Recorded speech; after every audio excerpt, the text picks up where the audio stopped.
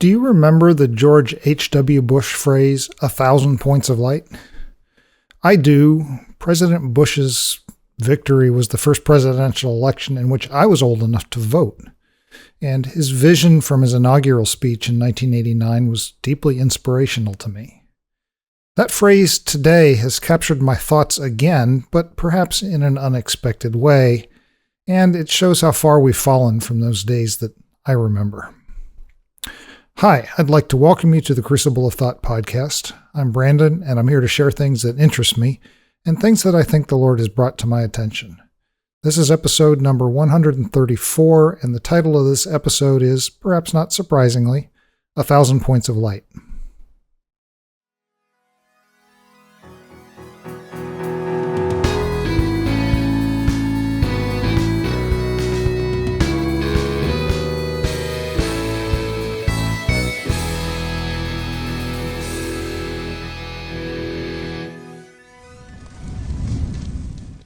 Before I get started, I'll say up front that despite the positive title, this won't be as positive as my usual thoughts. Doesn't feel like this is a time for joy, but for sober reflection and careful thinking about what's coming next. So I guess I'll say buckle up for a few minutes. Today, in late January 2025, my Christmas tree is still up. There are a few reasons, not the least of which is I simply haven't wanted to take the time to put everything back in the attic, but also I've simply enjoyed looking at it. Since early November, I've been grieving the America I once knew, and lately I've been struggling to put into words what I've been feeling. And that's especially true today, not long after the inauguration, as a host of policies actually were signed into reality that previously had only been threatened. It's suddenly clear that yes, the next few years are going to be deeply difficult in many ways for a great many people, many of whom I care about. As I walked out of the kitchen tonight and flipped off the lights, I glanced at the living room and stopped in my tracks as something struck me. My house is literally awash in the glow of thousands of little LED lights. I totally love fairy light strings. Nearly every major room has one or more strings of color-changing lights. My office has many strips in different colors around the ceilings and the windows.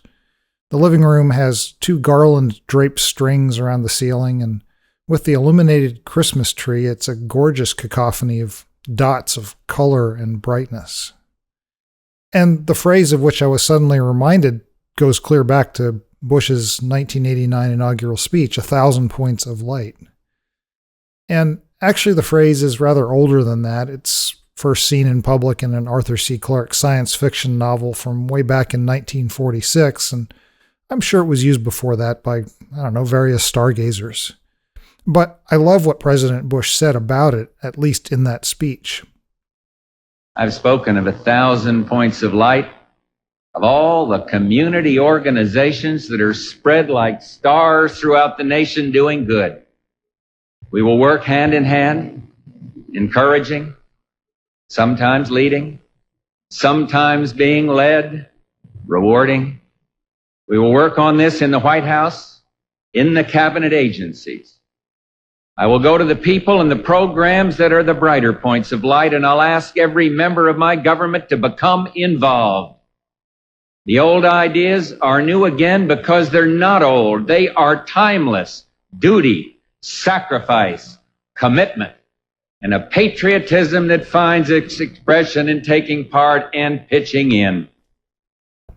So Bush meant something specific by that phrase, how each individual can be one of those points of light, a spark in their own community, whereby enough such motivated people can illuminate the world even though any one contribution may seem insignificantly bright. And later he founded a nonprofit organization to promote volunteerism, which led to millions of volunteers around America and the world, first bringing hope and recovery after 9/11 and Hurricane Katrina in America, and then the earthquake in Haiti, and many other powerful efforts to serve the hurting and the needy. So I stood for a moment in that darkened living room, taking in the beauty of our Christmas tree. It's simpler than in previous years. We intentionally kept it low-key this year, and as a result, I've appreciated the simplicity and the sparkle of the lights on the various ornaments in a new way. Something else I noticed in that moment. On the wall to the right of the tree is a map of the United States, places that my wife and I have used over our 32 years of marriage to record trips that we've taken together around this beautiful country. Although I had no other lights on in the room, that map was positively glowing in the illumination from all those hundreds of lights on the tree and around the ceiling. Well, what a difference in vision from Bush's inaugural address to what the nation witnessed this week in the 2025 inauguration speeches. President Bush asked, "How can you serve your neighbor? What can you do to bring light to those around you? Can we cut through the darkness and let our lives shine in a way that's beautiful to the watching world?" This week, though, I didn't watch the ceremony. I couldn't bear. But I've read the transcript, and to me it was a warlike, divisive, authoritarian cry, full of language more appropriate to a fascist ruler than a president determined to serve for the sake of the citizens, speaking against those who've tried to bring equality and inclusion, promises to exclude those seeking shelter from oppression abroad, promising to round up and export immigrants, focusing on the imagined criminality of anyone unlike us, determination to ignore the health of our planet, crushing our good relationships with other nations and imposing economically damaging tariffs, promising to take land from other nations by force. And in the wake of that speech, in just 24 hours, a bevy of executive orders were issued that will, at least in my view, deeply harm many people, cut off our relationships with other nations, and damage the strength of our democracy, perhaps irreparably. In short, nothing that was said this week, to me, has been restorative or hopeful or uplifting. Well, nothing this week really surprised me. It was just a continuation of what I've seen coming for months, but now we have to deal with it.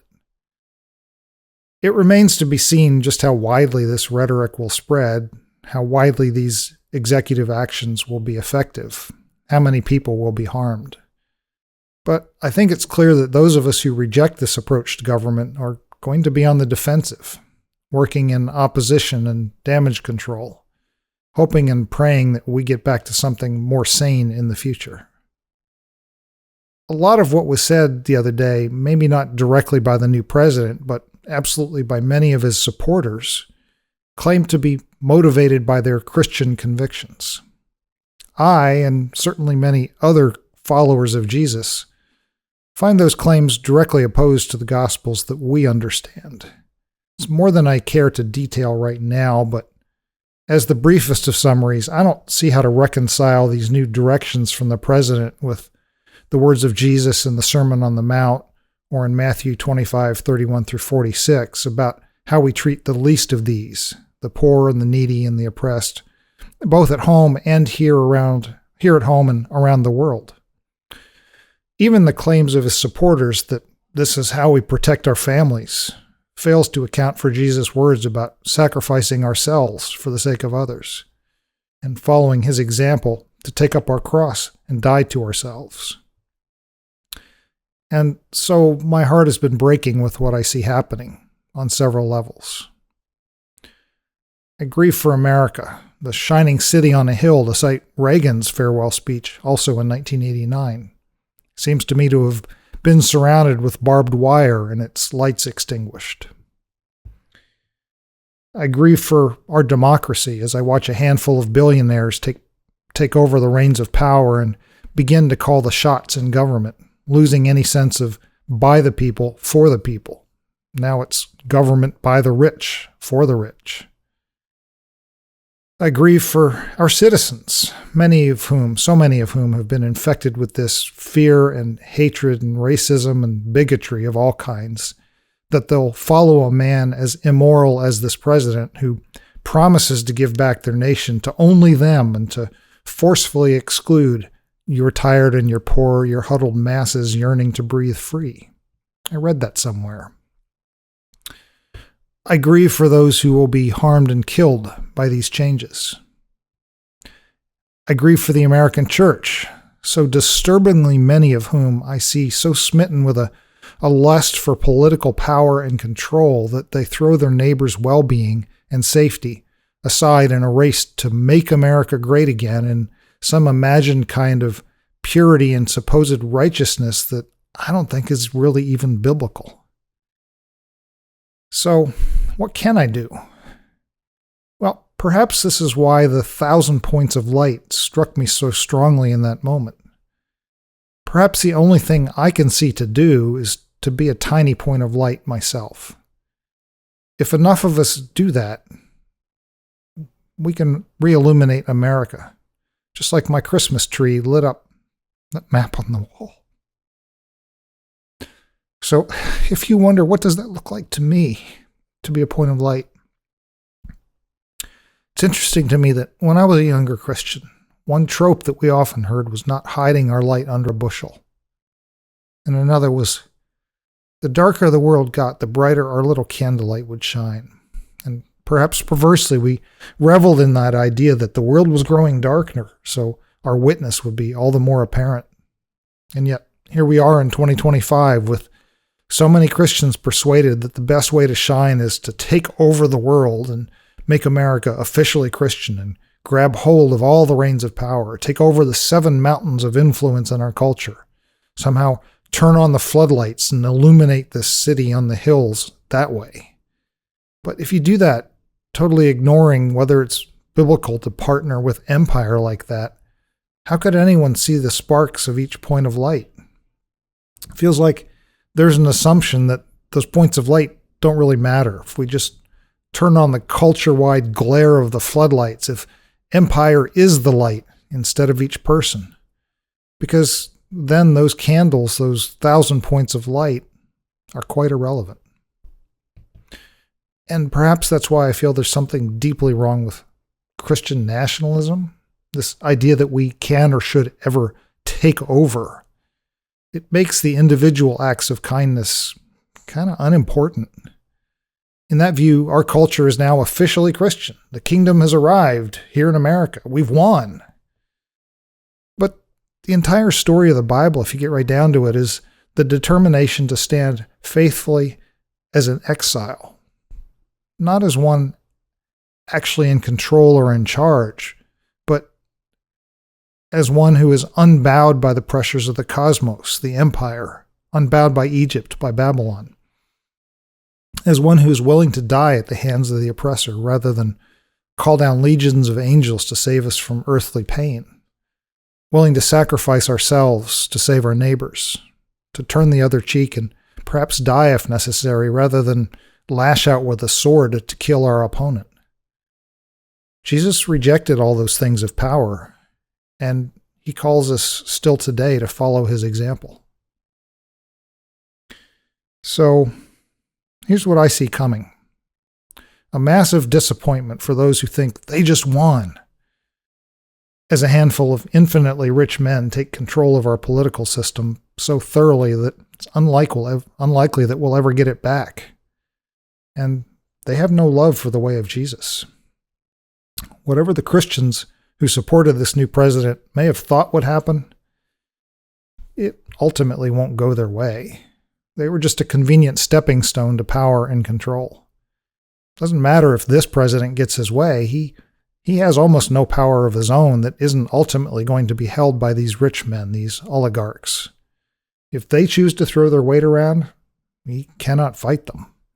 He's now just a puppet to money, and we're puppets to his rule. And all this will become shockingly clear soon enough. I'm not being prophetic here. I'm not claiming any special knowledge. I'm just looking at what's happened around the world so many times before, observing what's happening right now and making a very human prediction. And I hope to God I'm wrong. I'd love to wake up, say after the 2026 election, and find that America utterly rejected those politics and this administration, and they took back their power from these men. But I doubt that very much. Unfortunately, I think the great American experiment has failed, even if it takes a few more years to be obvious to everyone. So again, what can I do? I think it's simple. Be a point of light. Not necessarily a blinding glare seen around the world. Just me speaking to a few dozen followers and readers.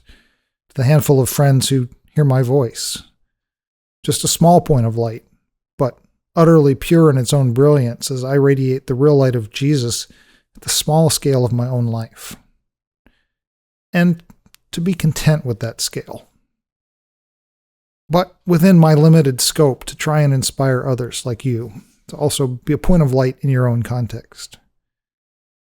Because, just like in my living room, what matters is not any one of those tiny lights.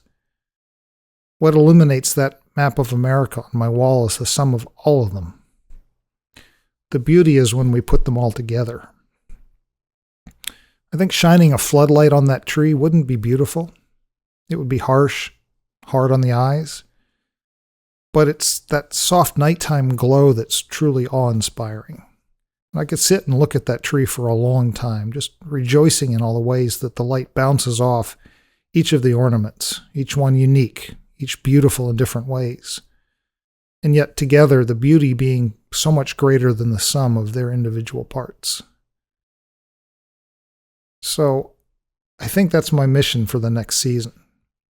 To be a tiny but a pure point of light to those that are around me, by serving others, protecting others, resisting the evil in whatever small ways are available to me, and to inspire others to do the same.